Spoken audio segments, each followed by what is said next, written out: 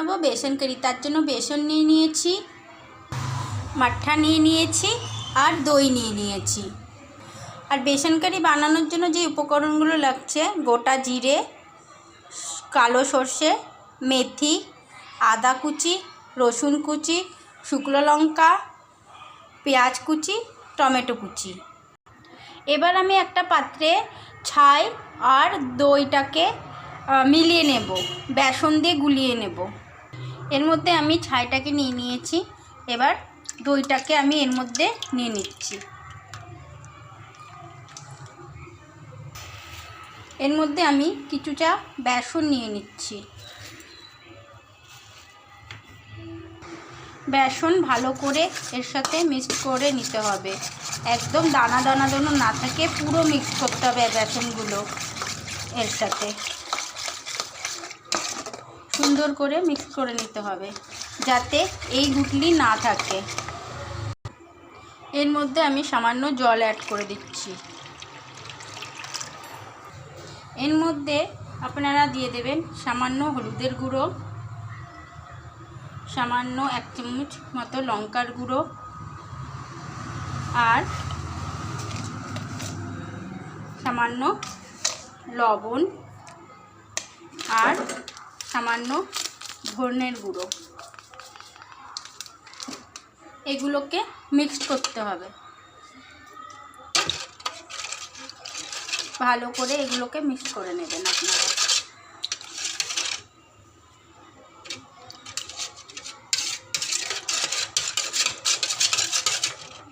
এবার পকোড়ির প্রিপারেশন।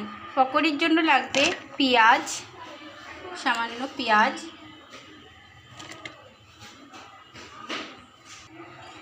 লঙ্কা কুচি, কিছুটা বেসন, তার মধ্যে দেব সামান্য হলুদ আর সামান্য লবণ আর দই আর সামান্য পরিমাণে জল। এগুলোকে একসাথে মিক্সড করব।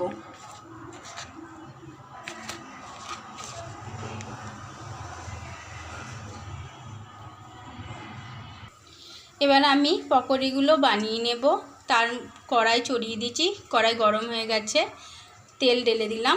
এখন পকোড়িগুলো এর মধ্যে আমি ভেজে নেব। তেল গরম হোক। পকোড়িগুলো এইভাবে ভেজে নিতে হবে।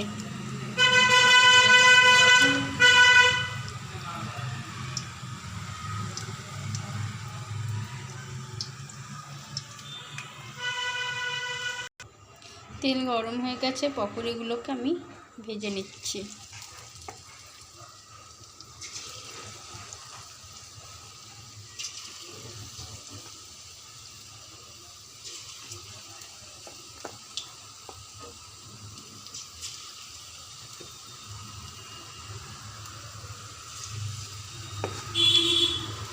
এইভাবে পকোড়িগুলোকে আপনারা ভেজে নেবেন।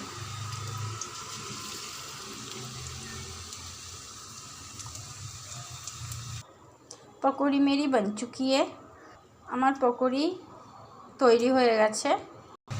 এবার ওই তেলের মধ্যে আমি জিরে, সর্ষে, মেথি ফোড়ন দিয়ে দেব। তার মধ্যে শুকনো লঙ্কা ফোড়ন দিয়ে দেব।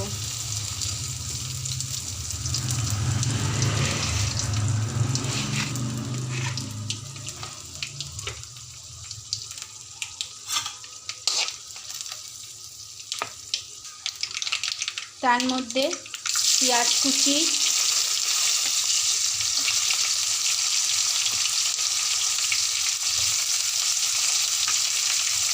দিয়ে দিলাম। সেগুলো ভালো করে নাড়াচাড়া করতে হবে। রসুন কুচি, আদা কুচি সব দিয়ে ভালো করে নাড়াচাড়া করে নিতে হবে। পেঁয়াজগুলো ভালো করে ভাজা হয়ে গেলে টমেটো কুচি দিয়ে দিতে হবে। এর মধ্যে টমেটো কুচি দিয়ে ভালো করে নাড়াচাড়া করতে হবে। এবার যে মিশ্রণটা বানিয়ে রেখেছিলাম দইয়ের, সেই মিশ্রণটা এর মধ্যে ঢেলে দিতে হবে। আর এর মধ্যে ঢেলে দেওয়ার পরে এটাকে নাড়াচাড়া করেই যেতে হবে যতক্ষণ এর উবাল না আসে, উবলে না আসে, ততক্ষণ এটাকে এইভাবে নাড়াচাড়া করে যেতেই হবে। যতক্ষণ ধরে গরম হলে এইটা আপনা আপই উবাল এসে যাবে। এটা যতক্ষণ উবাল না আসে ততক্ষণ এটাকে কন্টিনিউ নেড়েই যেতে হবে। এইভাবে নাড়াচাড়া করে যেতেই হবে যতক্ষণ উবাল না আসে, না হলে দই ফেটে যাবে। উবাল আসা না পর্যন্ত এইভাবে নেড়েই যেতে হবে কারিকে, না হলে দই ফেটে যাবে, এর মধ্যে ছানা ছানা হয়ে যাবে। এবার কারির উবাল এসে গেছে। কারি এইভাবে উবালতে হবে, নাড়াচাড়া করে করে এরকম উবাল আসবে। যতক্ষণ এরকম উবাল না আসবে ততক্ষণ আপনাদের নাড়াচাড়া করে যেতেই হবে কারিকে। এবার এটার উবাল আসছে। এবার যে পকোড়িগুলো বানিয়ে রেখেছিলাম সেগুলো এর মধ্যে দিয়ে দিতে হবে।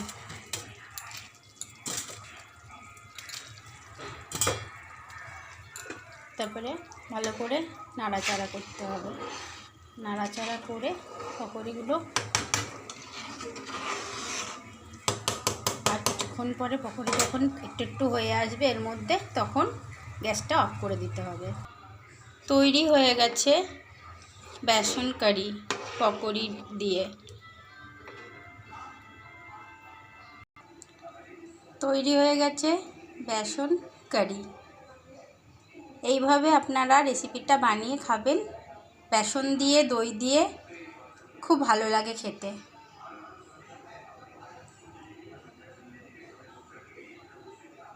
ভালো লাগলে লাইক করে দেবেন, শেয়ার করে দেবেন।